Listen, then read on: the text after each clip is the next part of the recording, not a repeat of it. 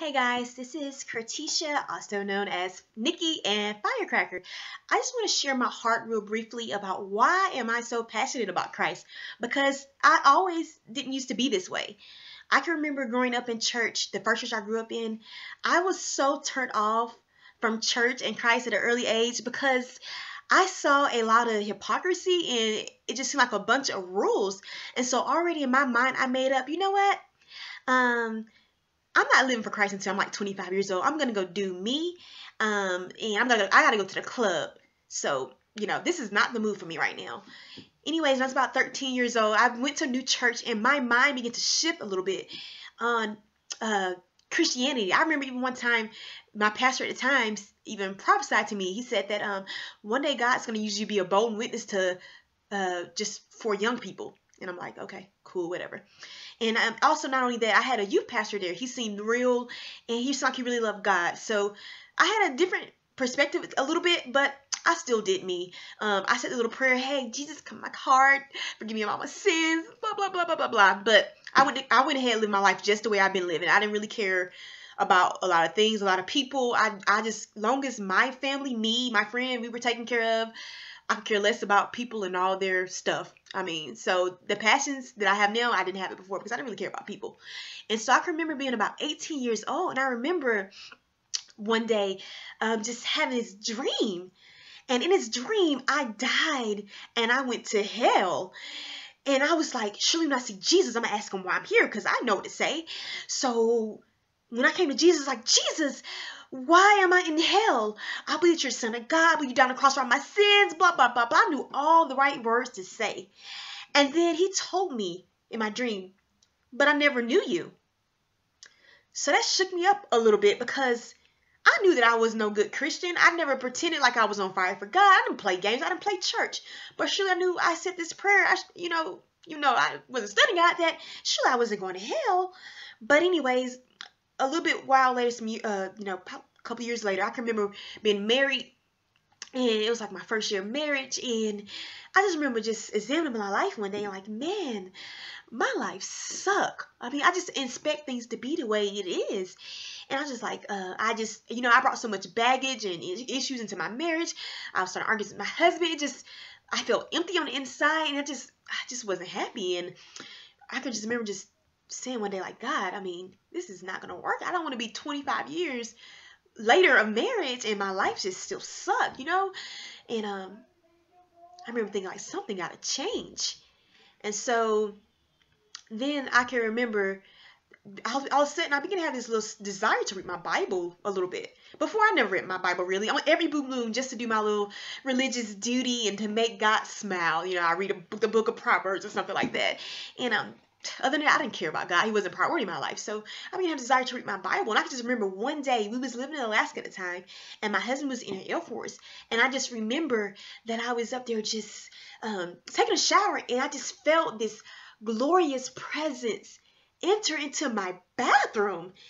And I just knew that it was the presence of Almighty God. I had never felt it before. I had never worshiped God before. And I just began to praise and worship this glorious God. And I just knew that something on the inside of me began to change. My desires began to change. I just knew that I would never be the same again after what had happened to me in that shower. And so shortly after that, my husband began to see little changes in me. I began to start less arguments. He began to see me in my Bible. I began to just, pray more to God. I began to have this fire, this passion on the inside to tell others about Jesus and what he has done for me and what he can do for them. I want to tell my friends, my families. Of course, everybody wasn't excited about hearing it, but I was just so passionate. I began to have this fire, desire for things I didn't have before. I began to care about human life. I began to not like abortions. I began to not like people being abused and human sex trafficking and just different things that were going on, politics and different stuff. I began to become passionate about things. It's like almost like God just put his desires, his heart into my heart. I began to love those who were broken, those who were depressed, those who were homosexual, just neglected youth. I just began to have desire and a passion for God. And I know a lot of times on Facebook, and I just want to say another thing too, is before I say this, as a Christian, there should be certain things evident and changes in your life after a time, certain period of time.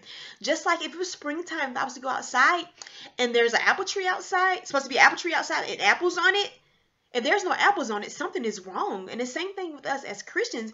After a while, there should begin to be certain changes, fruit evident in your life. And that's what happened to me before when I claimed to be a Christian. There was no change in me, but then when I became a real Christian, there were changes in my life. And so a lot of times, a lot of guys, you see me posting things on Facebook and like, why she's posting all that? It ain't that serious. Why she gotta be so deep? You know, it is that serious.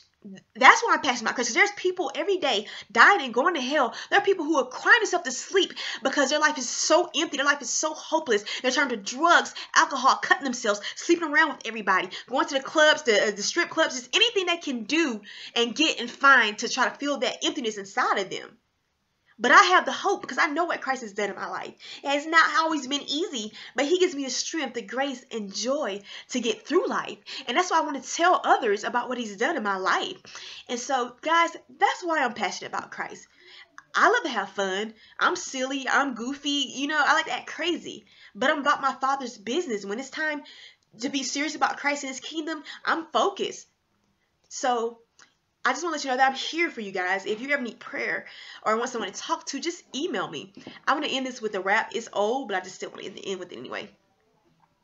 We got what you're looking for. You've been searching in the clubs, trying to find some love, chasing all these thugs, getting hauled off of drugs. Your life's in chaos. Child, that's enough. Hold up. We got what you need. My crew preach Christ. Now take heed. He can change your life if you just believe. He will give you freedom if you just receive his love for you. The world has nothing to offer you. The world's full of lies, but we got the truth. We ride the Jesus bandwagon, me and my crew. We got no time for games. All the world's trends are so lame. We're chasing Christ, not Hollywood fame. Consumed by his flame, we're lifting up his name. God bless you guys.